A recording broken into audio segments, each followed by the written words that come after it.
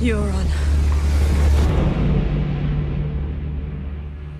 The Silence ship battle is one of the ones that is a very elaborate scene to shoot. It was so well conceived by Mark. The whole thing was very wisely centered around Pilu's performance, Gemma's performance, and Alfie's performance. I tried to stay with individuals within the chaos of the boat battle, and then it was the decision as to who we follow. Initially, it was all about Gemma's character, Yara, but in shooting it, Pilu's Euron was such fun. Pilu is such an incredibly charismatic, he's such a great kind of heir apparent to Ramsay, as such a great baddie for this season, and so fantastically physical. Euron, it was just like analyzing how many people do I have to kill, and what do I have to do now?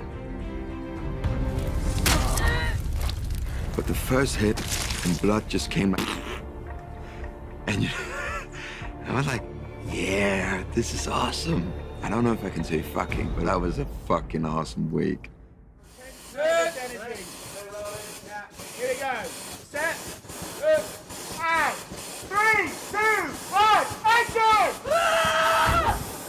Acting alongside Pilu is such a joy because we have a great respect for how tricky it all is in terms of the physicality, and he's so respectful of anything that will or won't hurt, but I'm also very game for him to go for it, so it's convincing. So between us, we work very well together and we communicate very clearly with one another before we're doing things, what we're doing and how we're doing it, and that's how we've managed to stay safe. Silence is supposed to be a very different kind of boat. It's the mothership, it's his command ship, and it's supposed to intimidate people when they see it, and it's supposed to strike fear into the hearts of his enemies. The boat itself is a projection of the personality of the man who built it. It's a big fuck you boat built by a big fuck you guy. My ship's like 5 times bigger than their little tiny boat. You know, it was just, it was like their boat was this big and mine was this big. And I don't think it has nothing to do with, you know what they say about guys with big cars. They like speed, and so do I. The boat itself doesn't really come into play as a real thing that people need to interact with until it's connected to Yara's ship. And so we decided that the best way to really put across the true size of this boat was to build a section of it, the bow section that rams into Yara's boat. We designed a big naval ram that was on the front of that boat that would then crash into Yara's. And that was an opportunity to then reintroduce the Kraken. And obviously also we had the Corvus itself that could also, you know, be this very aggressive thing that then latches onto her ship. The Corvus is the long walkway that descends and smashes onto Yara's ship, and they often would be built with these kind of claws on the bottom so that when they hit the deck of the enemy ship, they would stay there. We built the Corvus so that it became lightweight and very strong.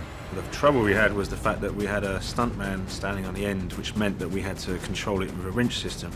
But the winch system was obviously a controlled fall, so we ended up managing to double the speed in the end, which made it more dramatic.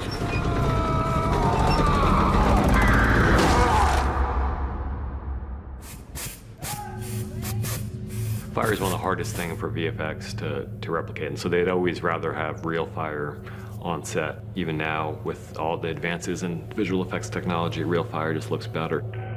We created ember guns. We had a couple of moments where like a projectile would go crashing through a mast, and the whole sort of section of the mast would come collapsing down. So we had big drop rigs up in the rigging. During the battle, they fired these burning projectiles at the Yara's crew. Our effect there is really flares fired down wires. Action. One of the major challenges in the boat sequence was how to, sell the idea that this was happening at sea, that they were floating on water, and yet we're in a car park in Northern Ireland. The visual effects process and bringing a scene to life that doesn't really exist in a real practical world takes a lot of creativity and imagination. The most challenging aspect of the sea battle is the number of shots. It's a very quick cut scene, and it's about the pacing, and it's fast. I mean, it's like a machine gun. We had green screens 60 feet high, all the way around the ship. So there isn't really a direction that the camera can face that we don't have to do something.